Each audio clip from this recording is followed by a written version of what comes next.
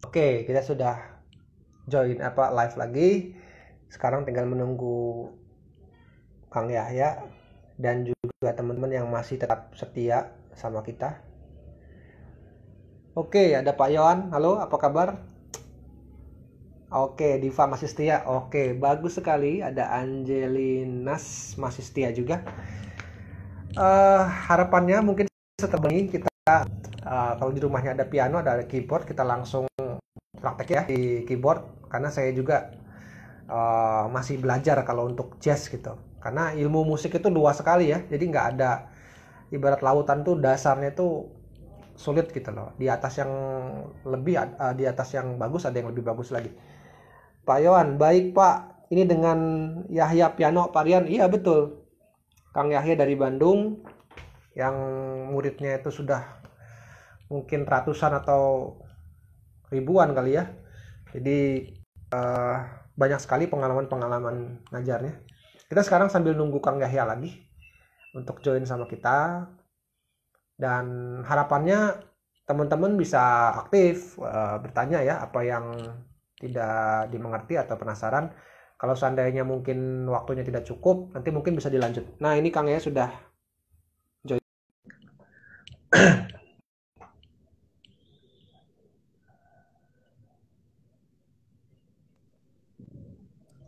Oke. Nah, ini ada dari teman saya Kang. Good, muridnya sama dengan saya tapi banyakan saya dikit. Dia pengajar juga ini Kang di Lampung teman saya juga. Eh Kang Yahya, ada yang mau tadi siapa yang komen ya? Mungkin bisa eh, tambahin lagi ya. Dulu saya pernah ini juga apa namanya dengar kuliah kuliah umumnya Prof. Deviana itu.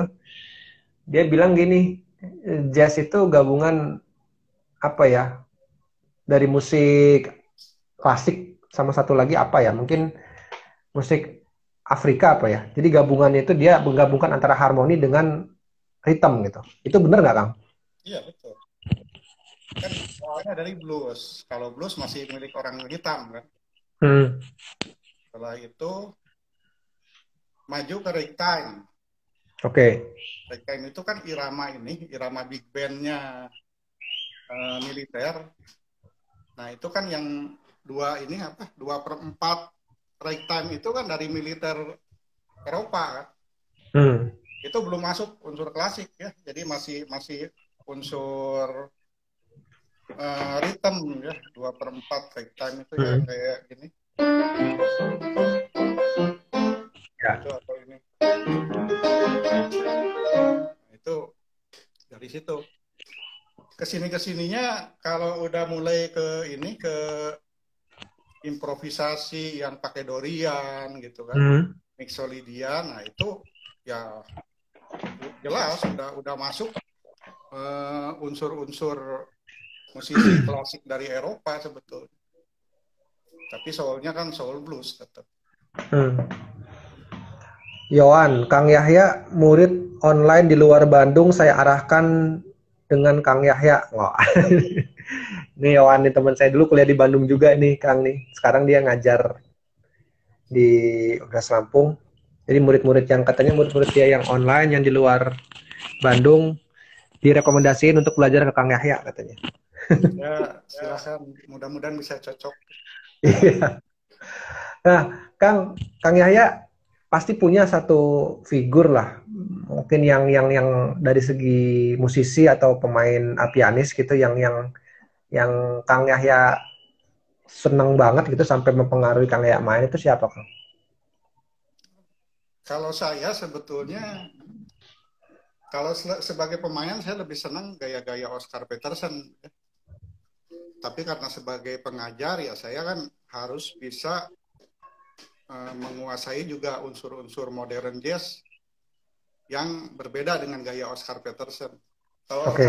Oscar Peterson kan yang khas ininya apa? Jadi bluesnya masih kental gitu kan. Oke.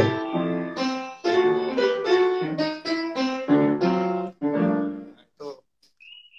Tapi karena pengajar juga, saya akhirnya harus mengetahui juga cara bermain modern jazz gitu yang menjauhi blues gitu. Jadi malah main jazznya tuh ya kayak Bill Evans dan gitu kan. Dia memakai modern harmoni, kayak main Misty juga. Nah gitu. Ini pakai lagu Tenderly juga misalnya. Nah, ini disebutnya modal voice. Dia ambil chordnya dari tangan nada Gregorian itu. Nah itu kuat, unsur klasiknya kuat banget. Oke. Jadi harmoni klasik tapi gaya jazz gitu. Tapi nggak ada bluesnya gitu. Nah itu idealisme orang barat ke arah jazz ke sana gitu. Oke, kalau lagu-lagu Kang, misalkan lagu-lagu yang sifatnya agak mainstream ya, atau mungkin yang kasarnya tidak terlalu sulit untuk awal-awal belajar jazz, mungkin yang dari real book, itu kira-kira contohnya kayak gimana Kang? Apa aja gitu? Satindol ya? 251 itu banyak.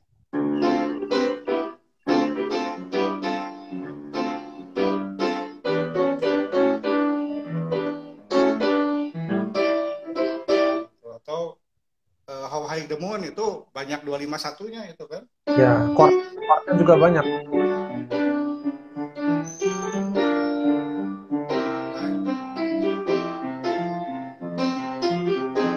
Full 251 kan. All the Things You Are juga. Atau yang jelas ya Autumn Leaf. Oke. Nah, mungkin bagi yang belum paham nih Kang, tadi kita bahas tentang 251. Nah, mungkin Kang Yaya bisa ini nggak kasih yang paling gampang gitu tentang 251 itu apa sih buat yang belum paham? 251 itu progresi chord yang paling umum ditemui, karena di musik klasik juga itu memang menjadi dasar juga. Itu disebutnya cadence. Cadence, oke. Itu cadence kalau di klasik.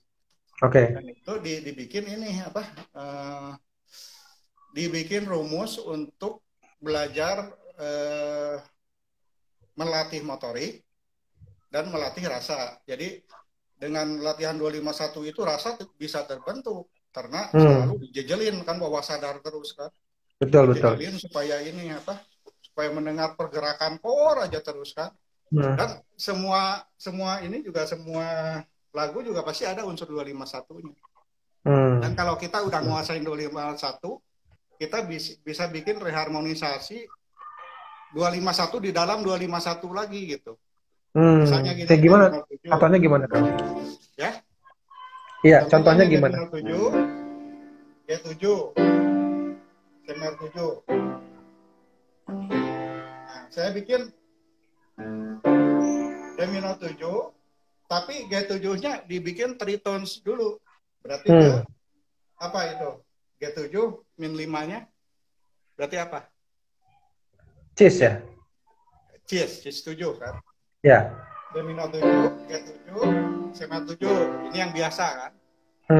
D minor 7, tapi G-nya kita tritones ke Cis 7. Sedangkan sebelum Cis 7 ada apa? Kalau di 251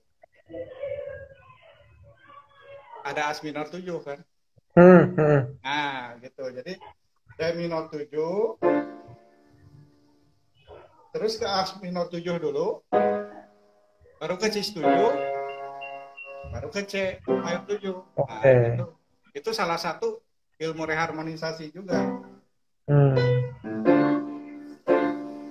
Ini. Tapi chordnya harus yang extension kalau ini. Balik lagi ke D minor 7 bisa. Baru ke 7, baru ke C. Kayak lagu All the Things You Are. Biasanya gini kan. Nah, ini ke S7 kan. Yang ininya S7-nya saya rubah. Jadi E minor 7, H7. Jadi bikin 251 gitu. F minor 7, S minor 7. Aslinya ini harusnya ke S7.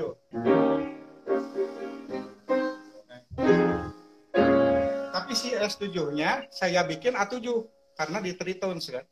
Oke. Nah, sebelum A7 itu ada 251 kan? Berarti E minor 7 A7. Jadi Ya. jadi S7-nya kita bikin jadi 2 chord gitu kan. Oke. Nah, jadi kayak gitu. Jadi kalau kita Jadinya udah tahu 251, mau ngacak-ngacak lagu digimanain pun bisa gitu. enak ya. Iya, Boleh bikin dong Kang rumus dicontohin relativisi satu apa gitu. satu lagu pop yang mungkin teman-teman tahu semua gitu yang mungkin diacak-acak tadi sama diharmonisasi gitu. Oke. Ya, boleh. Contohnya Nah, ini mah harus mendadak ya. ya boleh. Biasanya Kang Yaya kan demen yang kayak gitu-gitu tuh.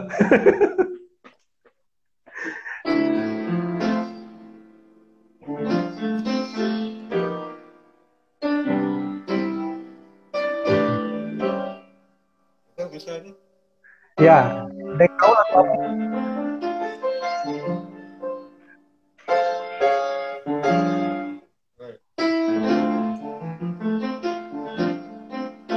Nah, ini harusnya ke G ya di sini ya. Ya, Nah, D minor 7, terus oke. G7 kan, baru ke C kan. Tapi saya nggak mau Oke. ke G ini. Boleh kita kasih G11 Hmm, dulu. Nah, di oke. sininya ini pakai upper structure triad. Hmm, Core-nya di S, tapi oke. tingginya G7, cuma ngambil 37-nya aja. Oke. Jadi kalau modern voicing itu rootnya dibuang kadang-kadang. Main bass Hmm. malah enak gitu. Jadi Iya, kalau iya. kalau udah modern voicing itu eh, kita jangan mikirin root. Oke. Makanya suka ada C mayor 7 tapi C-nya kok nggak ada gitu kan. Iya. Nah, itu justru unsur-unsur pentingnya aja yang diambil gitu. Hmm. Misalnya gini.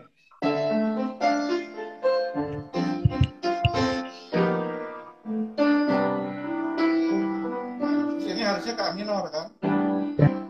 Nah, ini saya juga bikin ke ini ke upper structure juga. Kirinya A7 tapi ngambil 37-nya aja. Kanannya upper structure triad F.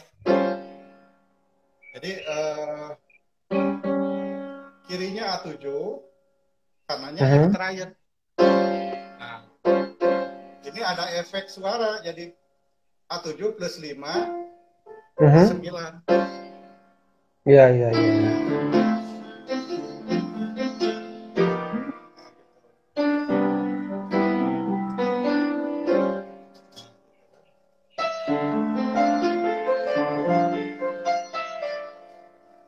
Atau lagu ini aja, Hmm. Fly Me to the Moon ya. Boleh, boleh. Aslinya kan gini, gampangnya Mhm.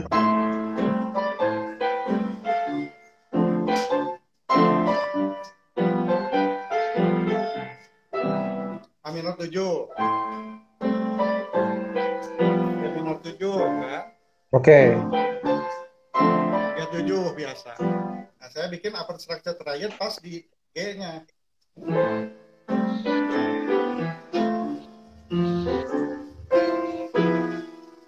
Pakai akor Hmm. E triad, tapi kirinya di G7 gitu. Itu Oke, yang oke, disebut oke, upper oke. structure triad. Jadi Oke, oke, kanan oke. itu harmoni memakai chord triad apa aja boleh.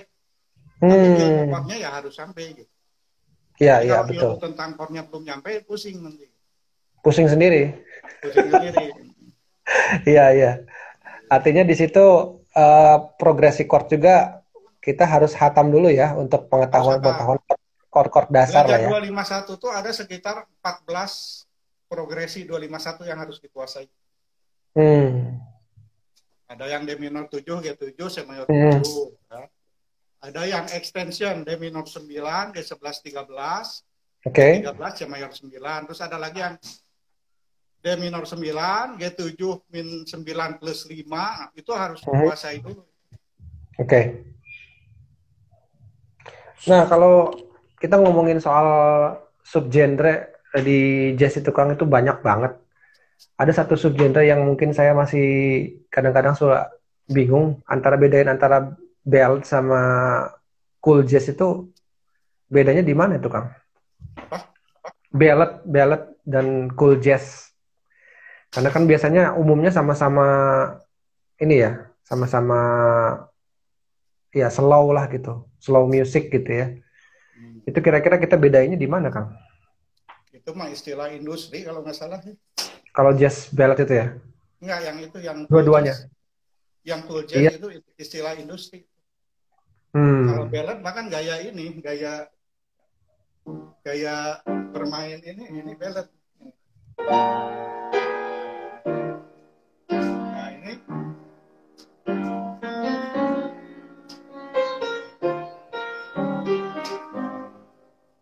ballad. Tapi kalau Hmm. cool jazz itu yang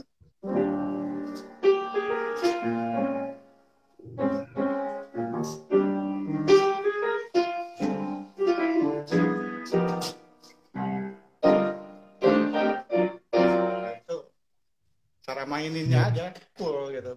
Hmm. Nggak bright nggak kayak Oscar Peterson gitu. Oh, artinya itu hanya bahasa pasar aja ya itu ya? Nggak pasar. Kecuali Hmm. kalau yang ballad ya, ballad emang Hmm. teknik gitu. Ya, betul.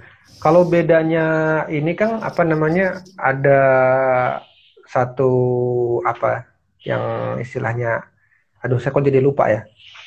eh Perbedaan antara scale bebop, misalkan kan ada istilahnya bebop scale itu ya Kang. Hmm. Nah itu apa bedanya bebop scale dengan swing misalkan? Karena ya scale itu kan pemahamannya kan mungkin hanya itu saja, atau mungkin ada karakter khusus di bebop scale gitu yang ini, oh ini bebop banget gitu, yang menjadi karakter cirinya itu di apanya gitu. Kalau bebop itu ya kita lihat lagi sejarah musiknya lagi. Ya. Jadi Hmm. memang belajar jazz itu tidak jauh dari Sejarah. belajar pemahaman secara sejarah. Jadi kalau bebop itu ada apa? Selipan-selipan kromatik untuk Oke. memperkuat nada gitu. Oke. Makanya kalau Ionian kan untuk C mayor kan kita yang tahu ini kan. Tapi kalau yang bebop ditambah lagi ini. Hmm. Jadi tambah ini. Hmm.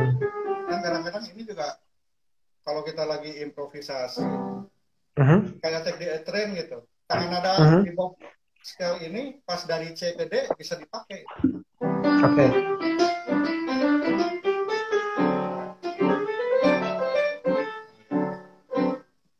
Jadi untuk memperkuat warna nada tambah kromatik gitu. Menambah satu not sih. Kan ada Korean bebop gitu kan. Nah, dulu saya penasaran dulu Kang Ep juga pernah cerita pernah lama di luar lah ya untuk apa namanya dulu mempromosikan budaya. Memperkenalkan kesenian tradisional. Tapi sambil mendalami musik jazz juga mungkin di sana, Kang. Sebetulnya nggak khusus ke sana. Oke. Saat kita menyebarkan memperkenalkan musik Indonesia itu, kita homestay di profesor musik gitu kan. Oh, oke. Jadi di guru besar musik di sana gitu. Nah, ya otomatis kebayang gitu. Homestay 2 minggu dapat ilmu gitu kan. Itu lumayan gitu. Jadi dari situ Kang Ep banyak dapat ilmu juga ya dari perjalanan itu. Ya. Terus kan ada festival apa gitu. Kita kadang-kadang sepenginapan dengan musisi-musisi yang jadi festival folklore di negara apa gitu. Ininya anggotanya sampai 52 negara gitu kan. Nah, kita satu penginapan atau satu hotel itu dengan musisi-musisi yang memang pada bidangnya sangat jago gitu. Jadi bukan cuma jazz aja. Dulu yang saya senang itu selain jazz, musik-musik Romania gitu kan. Oke. Musik gypsy Romania gitu saya sempat tertarik gitu. Dan sempat dianalisa apa sih dalamnya gitu. Nah, itu sampai gitu. Padahal mereka itu sebetulnya di Romania atau di Bulgarianya itu mereka itu sebetulnya petani dari gunung gitu kan, tapi main musiknya sangat jago-jago ya, bagus-bagus ya. Oke. Ya karena budaya mereka gitu kan. Tangan nadanya aneh. Ada 8 nada Hungaria yang gitu-gitu kan. Ya, ya, ya, ya. Kalau misalkan apa namanya di kalau di kita kan jazz itu bisa masih walaupun sekarang udah jauh lebih baik ya, tapi kan tetap jazz masih belum belum apa ya istilahnya Kang, belum menjadi musik yang bisa dinikmati seperti dangdut lah gitu, seperti layaknya masyarakat menyukai dangdut gitu. Nah kalau di luar itu gimana Kang ininya atmosfernya? Apakah sama jazz itu dia hidup di kafe-kafe atau bar-bar itu terus masyarakatnya gitu juga apakah semuanya menyukai jazz juga gitu atau ada diversifikasi musik yang lebih beragam lagi gitu waktu Kang Yahya eh, tour itu tour di berbagai negara di Eropa Sama aja dengan di kita, nggak sama ini. ya. Jadi tetap minoritas tapi dianggapnya musik yang intelektual, perlu pemikiran kan, apresiasinya, Betul, bukan betul. cuma dinikmati saja. Bahkan ada pemain musik klasik juga yang dia belum tentu bisa main jazz juga ya Kang ya, yang biasa biasa terbaca gitu ya. Ya itu kan faktor kebiasaan. Mm-mm. Makanya kalau bisa setelah berapa tahun belajar klasik, mulai membagi dua ke arah belajar jazz juga. Mm-mm. Biar Soalnya banyak tekniknya yang, sempurna ya. yang tapi kalau di luar negeri setelah klasik rata-rata mereka melanjutkan jazz. Iya, karena saya dulu pernah ikut satu, ya mendampingi lah ya master class gitu. Ada satu pianis namanya Sam Haywood dulu dari Belanda kalau nggak salah. Dia luar biasa sekali ininya permainannya, tapi dia bilang, aduh saya benci banget sama jazz karena saya nggak pernah bisa. Padahal dia main klasiknya luar biasa gitu ibaratnya. Artinya mungkin dia nggak pernah mengenal jazz ya, atau mungkin memang tidak diarahkan ke sana gitu ya. Masalah lingkungan mungkin udah Mm-mm. terjebak di klasik. Mm-mm. Jadi Jadi mungkin seluruh waktunya ke beradaptasi klasik kan. terus. Mm. Kalau di Tapi sana jazz klasik bisa, itu kalau di sana jazz bisa buat hidup nggak Kang di luar negeri? Atau sama saja? kelihatannya mah sama saja sebetulnya. Sama ya Kang ya. Sama aja. Karena kalau saya sering lihat di video-video di YouTube itu kan suka ada jazz on the street, terus suka ada yang ngamen-ngamen gitu. Saya penasaran itu kayak gitu tuh gimana sih Kang? Izinnya itu bebas, mereka menggelar satu musik di pinggir jalan gitu atau mereka ada waktu-waktu khusus gitu? Saya yang pernah lihat itu di ini waktu di stasiun metro bawah tanah di kota Paris. Hmm. Jadi waktu keluar dari kereta menuju ke atas itu langsung terdengar musik klasik gitu ya. Hmm. Kayak konser aja, konser klasik. Begitu dilihat tuh satu orkestra penuh, tapi dengan Hmm. jeans bolong, pakai t-shirt, tapi main klasik. Hmm. Ternyata mereka itu mahasiswa-mahasiswa dari Sekolah musik. konservatorium, Oke. yang nggak tahu istilahnya ngamen, nggak tahu apa gitu, tapi ya memang ada juga yang ngasih. Gitu. Oh, maksud saya secara izinnya itu apakah di negara-negara Eropa itu memang boleh atau memang hanya untuk orang-orang yang memang dia berlabel mahasiswa musik saja yang boleh menggelar musik-musik di pinggir jalan gitu, di emperan-emperan gitu, Kang? Nah kalau tentang izin saya juga kurang tahu, tapi yang Kurang tahu jelas ya.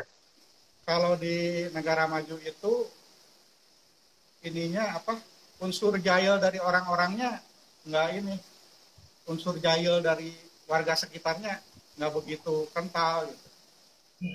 Jadi Oke. kebayang gitu, saya aja dulu waktu ikut festival folklore main gamelan disediakan panggung di ini di pinggir jalan, bukan di kota Hmm. besar, harus di desa, desa yang kampung banget lagi, namanya folklore kan. Iya, betul betul. Jadi Oh, saya jadi harus sampai sana main ya. di desa di suatu wilayah di Prancis Aha. yang wilayahnya sangat kampung banget.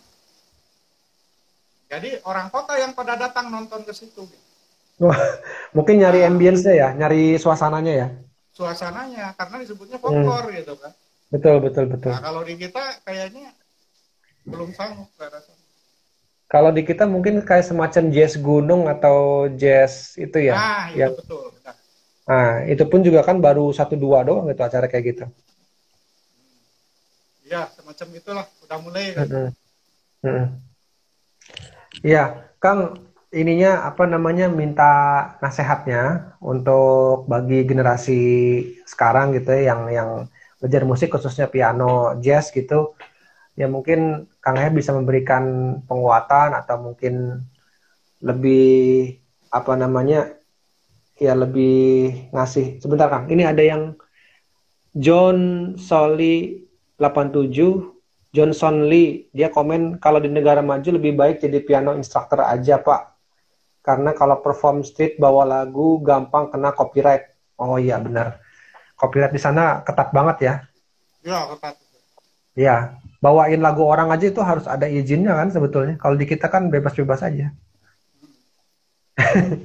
Iya Kang, nyambung lagi ke yang tadi. Eh, iya misalkan kita ya generasi muda ingin ingin mendalami piano jazz gitu, terus ingin mempunyai pengalaman yang sama seperti Kang Yahya, itu mungkin motivasinya apa gitu. Karena kan kita dihadapkan pada budaya-budaya instan kan sekarang ini Kang.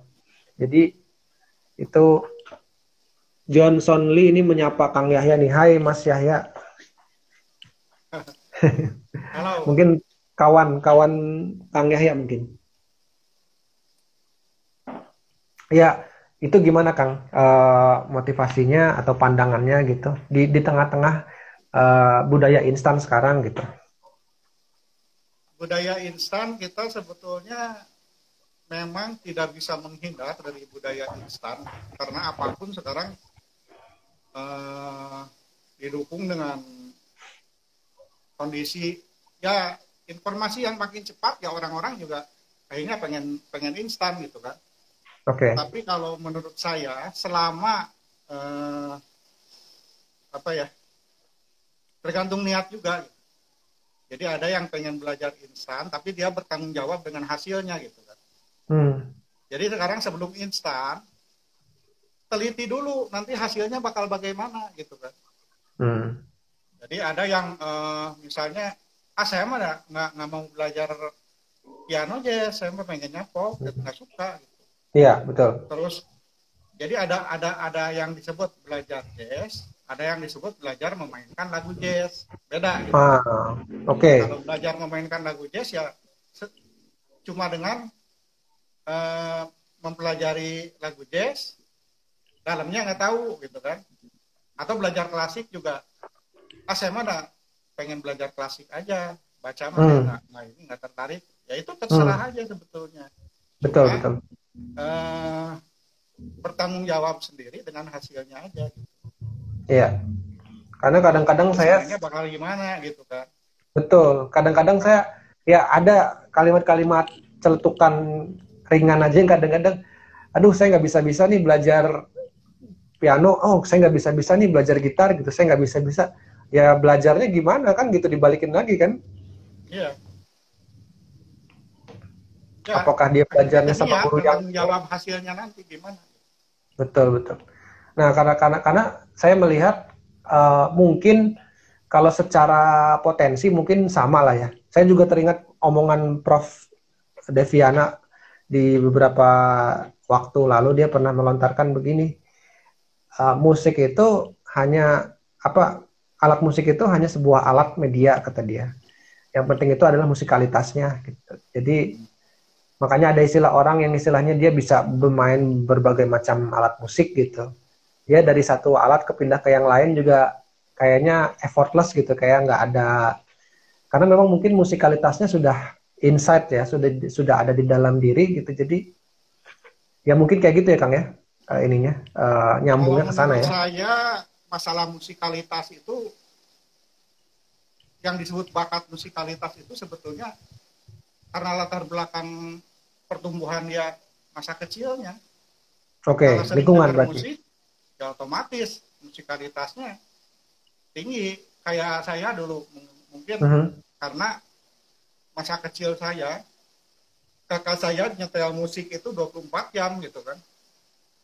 Jadi tiap hari itu selalu ada musik, apa Beatles, Rolling Stone, sampai Beethoven, Mozart gitu, dia setel tiap hari 24 jam gitu. Sampai ya ini sampai tipnya rusak, sampai apa gitu. Karena 24 jam memang musik itu, sampai tidur pun dengar musik gitu. Nah, yang gitu ya otomatis musikalitas tumbuh. Tapi kalau misalnya dari kecil tidak pernah dengar musik, udah gede pengen belajar musik, agak sulit. Lebih baik enggak gitu. Karena makan waktu sekali ya, effortnya besar ya. Sekali. Betul. Ya, oke, Kang Yahya, ini sudah 1 jam lebih kita ngobrol. Mungkin Kang Yahya juga ada kesibukan lain. Ini saya nggak bisa berkata lain selain mengucapkan hatur nuhun, terima kasih Ya, sama-sama. atas Terima kasih.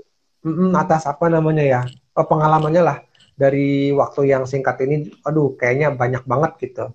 Kalau saya mencatat tuh tadi banyak tuh kata kunci baru gitu yang mungkin bisa saya pelajari gitu. Nanti setelah diskusinya selesai gitu, nanti harapannya ya mungkin bisa termotivasi terus ya buat teman-teman juga gitu. Sekali lagi makasih Kang Yahya. Mudah-mudahan sehat terus, kegiatannya lancar semua, ngajarnya semuanya, dan pianonya juga makin banyak yang memesan. Siap. Sekali lagi makasih Kang Yahya, atur nuhun. Ya, Ya, Assalamualaikum.